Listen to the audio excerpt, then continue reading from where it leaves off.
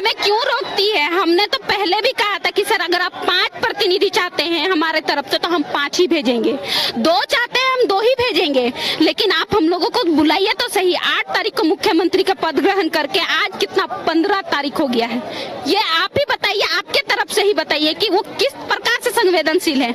आपको प्रोग्राम करने के लिए यहाँ से दिल्ली जाना पड़ सकता है, गुमला जा सकते हैं, गोड्डा जा सकते हैं, तो एक बार सहायक पुलिस का दर्द को आप नहीं समझ सकते। हमारे साथ यहाँ आप नहीं आइए, आप अपने मंत्रियों के साथ तो बैठ करके आप मीटिंग कर सकते हैं कि सहायक पुलिस का कैसा निदान किया जा सकता है। आप अपने सचिव जो IAS IPS जो बन करके आए हैं उनसे तो आप पूछ सकते हैं कि किस तरह से आप यहाँ का काम करवा सकते हैं। क्या जो हम लोगों को जो बहाल किया गया था, जिनकी भी सरकार में हो, पूर्ववर्ती सरकार ही सही, उनके वहाँ पे जो IAS IPS थे वो सोच समझ के ना हमारा नियम बनाए थे। तो आपके IPS IAS इतने बेवकूफ है कि जो बैठे बैठे खाली बोल रहे कि नियम ही गलत है, नियम को सुधारा नहीं जा सकता है। जब आज ही देखिए अभी के समय में 1 जुलाई से लागू हुआ ना 3 नए अपराध कानून, तो जब उनमें संशोधन हो सकती है तो हमारे नियम में संशोधन नहीं हो सकते हैं।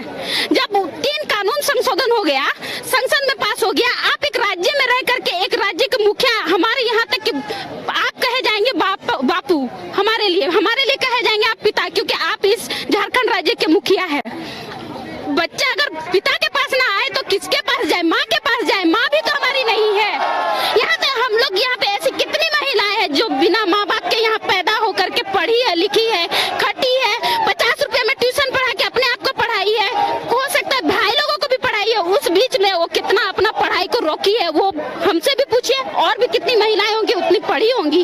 हम यहाँ अपना पढ़ाई को जारी रखते हुए MA तक कंप्लीट किए हैं, अपना पैसे अपने बलबूते पे 50 रुपए ट्यूशन दे पढ़ा करके, और आप कहते हैं कि हम आपके प्रति संवेदनशील है। 10,000 में हम ये सोच करके आए कि आज नहीं तो सही 5 साल बाद, 10 साल बाद हमारा काम पूरा होगा, लेकिन कहाँ पूरा हुआ सर?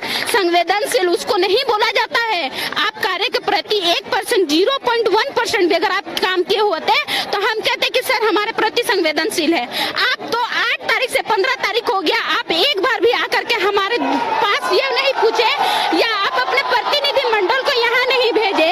आप बताइए आप कैसे संवेदनशील है? कैसे संवेदनशील है? किस प्रति संवेदनशील है? हम बार बार हर द्वार जाकर के बोले, उनके यहाँ तक कि उनके द्वार भी गए, भीख मांगे कि सर हमारा 1 तारीख से 15 तारीख तक के बीच में पेमेंट नहीं चढ़ता है।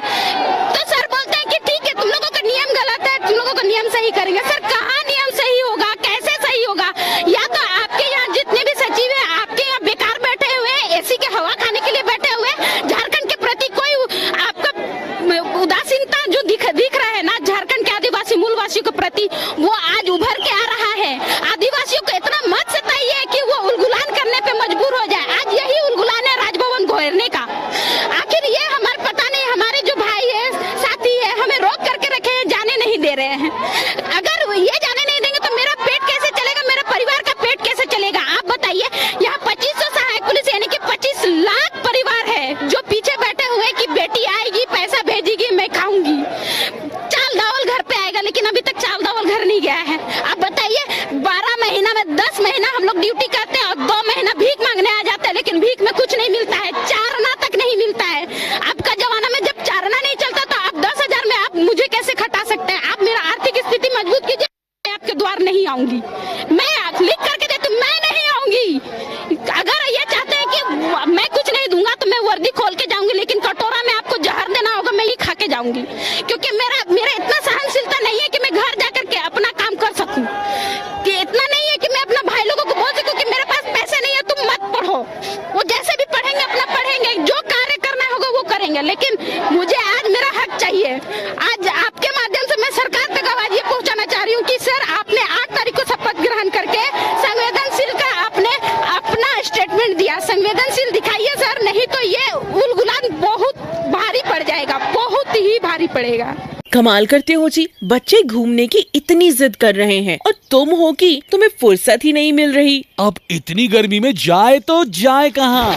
इस गर्मी में मस्ती और फन का आ गया है परफेक्ट डेस्टिनेशन, वाइल्ड वादी, जहाँ है water park, bird park, flower park, trampoline park, amusement park, 250 feet लंबा, जिप लाइन और क्रिकेट स्टिमुलेशन का खूबसूरत नजारा। वाइल्ड वादी, 10 माइल चौक, रांची। वाइल्ड वादी यानी अनलिमिटेड फन और अनलिमिटेड मस्ती।